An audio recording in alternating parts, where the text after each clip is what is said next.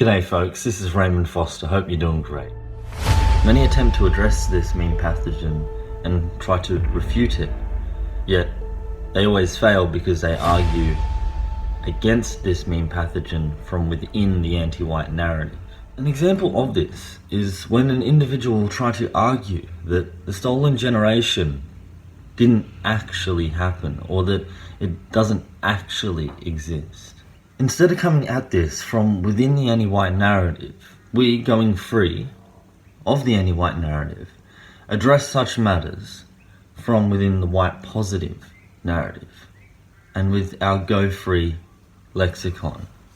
For example, when an individual uses traditional outdated methods and argues against something like the stolen generation from within the anti-white narrative, they condemn themselves to be trapped within a framing which will always paint them as the bad guy in the anti-white narrative for trying to minimalize or ignore and play down the suffering of non-whites.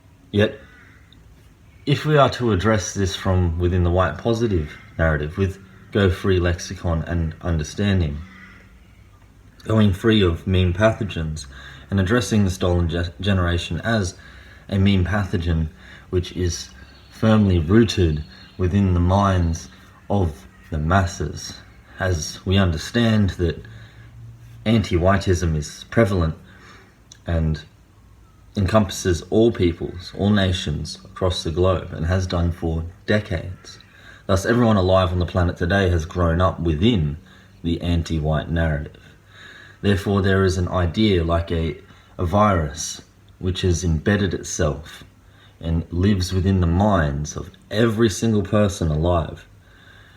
And this virus is a mind infection, a mind pathogen, a meme pathogen, an MP, called stolen generation in this case. We know we can't just deny it because it's deeply rooted in the subconscious of all people alive.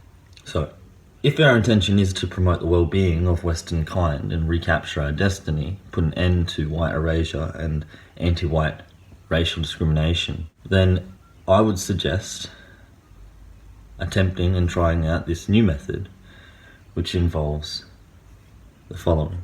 Not arguing against this notion, this point, this MP from within the anti-white narrative, yet instead from our own narrative and lexicon, in a space and from a space which allows us to recapture our destiny and put an end to anti-whiteism and white erasure.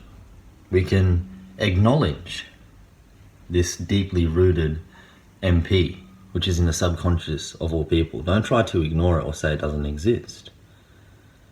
That's like saying that the color blue doesn't exist. We've all grown up our entire lives to know that blue is real. It's a part of our subconscious. It's built into our perception of reality.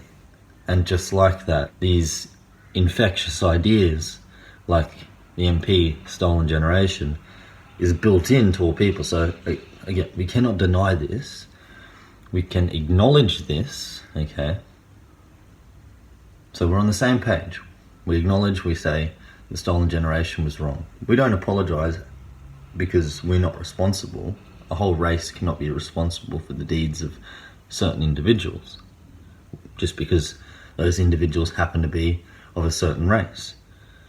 You can't blame the whole race because that would be racial discrimination and bigotry to imply that there is something wrong with an individual on the basis of their race, an immutable characteristic that they have no control over. We need not apologize, yet we can acknowledge and have sympathy for the suffering of the Aboriginals who went through this process known as the stolen generation.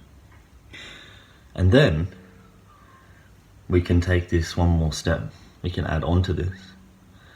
So we acknowledge this so that we have a mutual understanding within our white positive narrative. We're not in the anti-white narrative, even though at this node, this point, we agree. With a twist. You see the twist? If you didn't pick it up, I'll reiterate that twist. In the anti-white narrative, stolen generation MP is acknowledged, and then it's used to justify white erasure, anti-whiteism, etc., white guilt.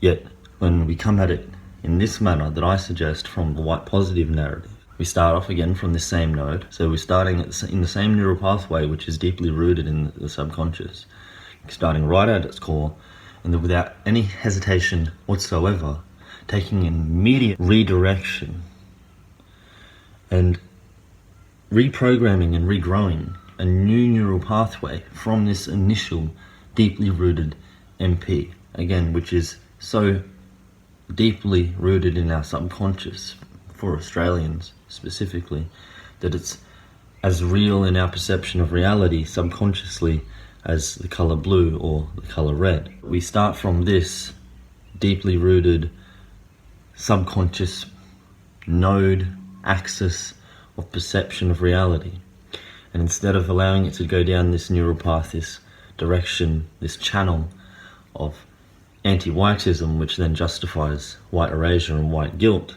we take it and we make it go down a white positive channel. We take it and we redirect it in a positive manner, in a white positive manner, which reinforces and helps to recapture our destiny. From an acknowledgement of the MP, the stolen generation, straight to we are never responsible for deeds that we have not committed. So as a whole, as a race, as a people, as individuals of the white race of Western kind, we can never be responsible for any deeds any of our folk may or may not have done at any time, any place. And then from here, we go to a third position, going deeper, ingraining further in the individual's mind, in our minds, the white positive narrative, our Go Free lexicon. Now that we have acknowledged the stolen generation, yet we do not acknowledge that we are responsible as individuals today for anything that anyone may or may not have done in the past, then we take it a step further and say, not only this, there is actually the thing called the white stolen generation. And just to give a little bit of a comparison, there was estimates suggest at least 100,000 Aboriginal children taken in the stolen generation. But in comparison to this, in the same time period, 250,000 white Australian children were also taken. One wrong is not worse than the other. These children and their families and their communities who are affected by this are not numbers or percentages, so that is not the point I am making. These individuals, their lives, their stories, their experiences, the trauma they have to live through, the families that have to live through the trauma with these individuals, generations on. They are human beings. Each is an individual who has their own unique story and experience and truth in regards to this matter. So this is in no way trying to disrespect or belittle or show disregard towards the trauma, the suffering, the experiences of individuals who have gone through these things. Yes, we acknowledge the stolen generation, we acknowledge it's wrong. We acknowledge then that as white individuals today, we are not individually responsible for the suffering that anyone has gone through because of this, the stolen generations. And then we also acknowledge the facts that there was, yes, at least 100,000 Aboriginal children in the stolen generations, but there was over double this, over twice the amount, at over 250,000 white children in the same time taken in the stolen generations, the white stolen generation, which almost no one ever talks about. We're not taught about that in school, yet we're all taught about the stolen generation of the Aboriginal, even though there was over twice the amount of white children stolen in the white stolen generation. So we acknowledge all the suffering and all these facts, this in no way takes away from the trauma and suffering, or in any way disregards or belittles the trauma or suffering of the Aboriginal folk involved in stolen generation. This just also puts a light on the white individuals who are involved, and the fact that those white individuals, there were more of those white individuals affected by the white stolen generation than there were Aboriginals in the Aboriginal stolen generation. People, human beings, they aren't numbers. This is just to acknowledge the facts. And if anyone has a problem then with us bringing up and acknowledging this fact, that there was actually over twice the amount of white children taken in the stolen generations than there was Aboriginal children, then they are anti-white. They're anti-white bigots. They are the ones then who are trying to disregard and belittle the suffering and the experience of the white individuals, the white children of the white stolen generations. And again, there's over twice the amount, over double white children who suffered. Over double the amount of white children who suffered from stolen generations than there ever was of Aboriginal children in the stolen generation. So if anyone is disregarding or belittling or playing down the suffering and trauma of individuals who suffered directly and were stolen children in the stolen generation, it's those folk who have a problem with us talking about the stolen generation in this manner. And all good people will have to accept that these are simply the facts, and to have any issue with these facts and acknowledging these facts simply makes an individual anti-white, and it exposes their racial hatred, the bigotry that they have within themselves, and the fact that they, no matter what they say or think, their intentions and their actions, their words, the narrative from which they live promotes anti-whiteism, racial discrimination, child abuse, ultimately white erasure.